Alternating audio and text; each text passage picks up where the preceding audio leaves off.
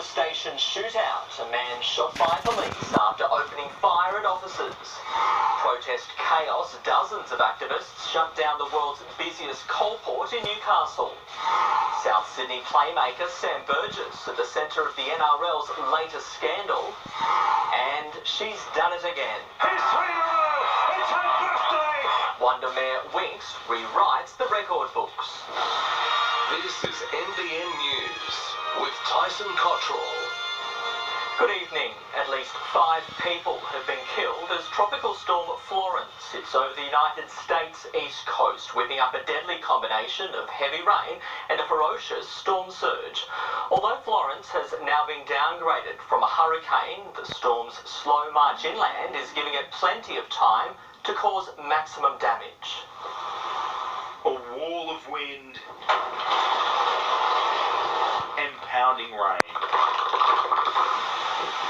Yet the lethal handiwork of this hurricane is water. The eye of Hurricane Florence made landfall in the early hours. Then the first casualties. A family riding out the hurricane at home when a tree gave way in waterlogged soil. Rescue crews battled for hours, reaching this man who'd been pinned inside, kneeling to pray after learning a mother and young child couldn't be saved. When some of the next of kin that did show up on the scene, that was very sad, very tragic. Nobody wants to find out about a loved one, especially not like that. All over the storm zone, it's now a search and rescue operation. Emergency crews, volunteers, even locals in their own boats. Ferrying hundreds of people, families, the elderly, to higher ground. We rescued a couple people that were posting on Facebook, their addresses and stuff. The slow-moving storm has claimed more lives as it marks time over the United States East Coast. Hurricane Florence is powerful, slow, and relentless. It's an uninvited brute who doesn't want to leave. With the power knocked out, thousands of homes are now surrounded by the brutal storm surge. Our garage door didn't make it. Amid unrelenting rain. On this side of me is the Cape Fear River. It already looks like a lake. On the other side, one of the main streets of Wilmington. All that's separating is a few inches, and there is still more rain and another high tide on its way. The ones that we usually get here will just blow on through. This one has stopped. Tonight, the power still out and the rain still falling. In Wilmington, North Carolina, Charles Croucher, NBN News.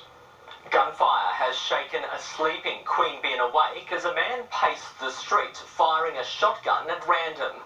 Police quickly shut down the area, cornering him in a service station, but were forced to shoot him when he took aim at officers.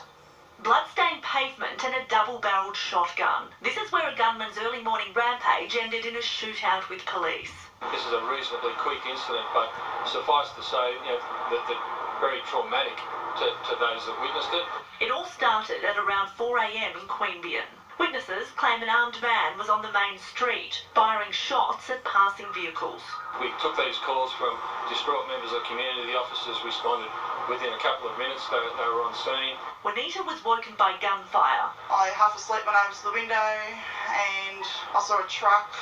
The truck gave a bit of a toot as it was driving past, and then I saw a man standing there with a shotgun. She watched as the middle-aged Caucasian man made his way along the road, ignoring orders from police to drop his weapon. He wasn't walking with purpose, he was just sort of wandering, it looked like he was just aimlessly wandering around. Police tried to block his way, but were forced to take shelter as he shot at random, before confronting an officer who returned fire, striking him in the hip. Just like crackers and explosives, I didn't know what it was. Terrified staff at this service station heard gunshots going off. They were told by police to hide in a back room, and by the time they came out, this is what the scene looked like. The shotgun was taken away this afternoon, but residents were left with a bitter memory of the day a deadly weapon lay in their neighbourhood, outside a church, a police station and a primary school.